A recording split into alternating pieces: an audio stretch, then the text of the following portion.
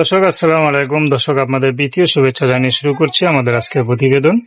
তো দর্শক দেখতে পাচ্ছেন আমাদের সামনে এক আপু দাঁড়িয়ে আছে, আমরা তার জীবনের গল্পটা শুনবো।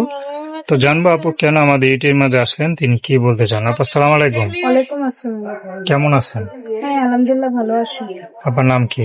হাতিয়া। খুব সুন্দর নাম। তো দেখতেও সুন্দর, নামও সুন্দর। তো হাতে আপু কি জন্য আসলেন এত সুন্দরী হয়ে? কষ্ট করে এসেছি। খুবই কষ্ট।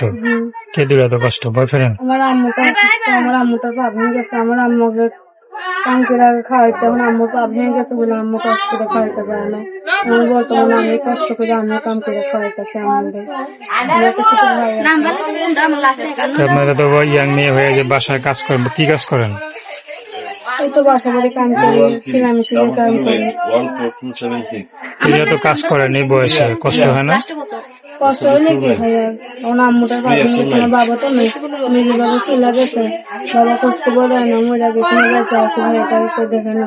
যেহেতু নিজে ইনকাম করি সেখানে খাই, যেহেতু নিজে ইনকাম করে সংসার চলে সেখানে আমার সংসার চলে, তাহলে আমার সংসার চলে না। কষ্ট আমি ইউটিউবের মাঝে আছি, কোনো ভাই আমার পাশে থাকে, আমার ভালোবেসে আমার পাশে থাকে সারাটা জীবন, আমি তাকে নিয়ে সারাটা জীবন থাকি। আম্মু চিকিৎসা করেন না? কোনো মতন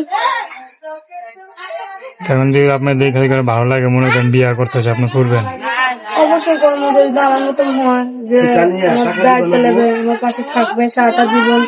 আমি চাই না যে ভাই 2 দিনের ভালোবাসা যেমন আমাকে না দেয়, আমি সারাটা জীবনের পর্যন্ত ভালোবাসা চাই, মনের ভালোবাসা চাই।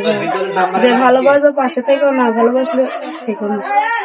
তা আপনাদের কিভাবে যোগাযোগ করবেন? আমার ফোন নাম্বার আছে।